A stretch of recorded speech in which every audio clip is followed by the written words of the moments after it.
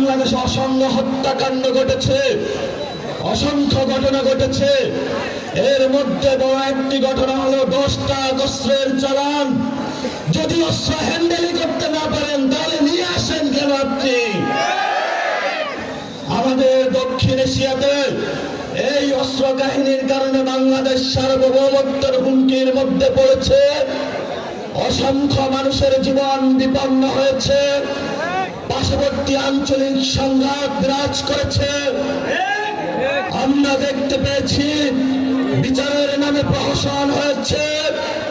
আমরা ভবিষ্যৎ বাংলাদেশে যারা সরকারি প্রশাসনে রয়েছেন, রাজনৈতিক চেয়ারে আসবেন, তাদেরকে বলতে চাই ভবিষ্যৎ বাংলাদেশে সার্বভৌমত্বের উপর আঘাত আসে এমন কোন অযাচিত সিদ্ধান্ত আপনারা আর নিবেন না।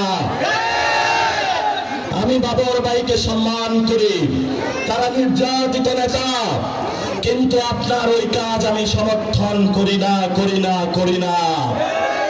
আপনার এই কাজের কারণে বিএনপি ক্ষমতায় আসতে পারে নাই।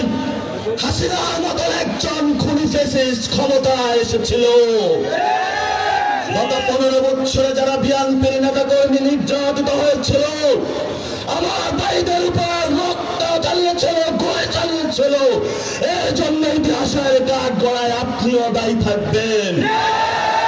আমরা শান্তি চাই, আমরা অশান্তি চাই না।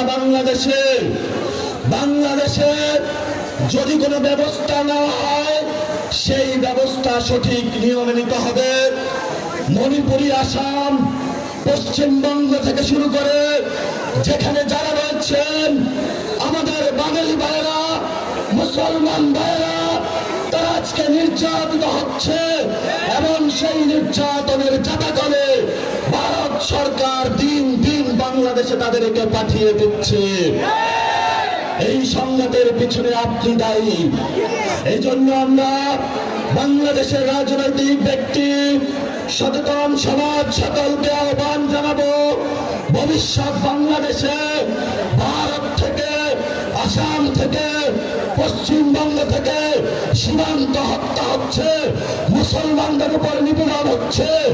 বাংলাদেশি বলে, বাঙালি বলে যাদেরকে প্রতিনিয়ত বাংলাদেশে ফেলে দেওয়া হচ্ছে, ইউরোপ সরকারকে বলে আপনি দ্রুত প্রতিবাদ করুন, ইন্টারন্যাশনাল এরিয়ায় উঠুন।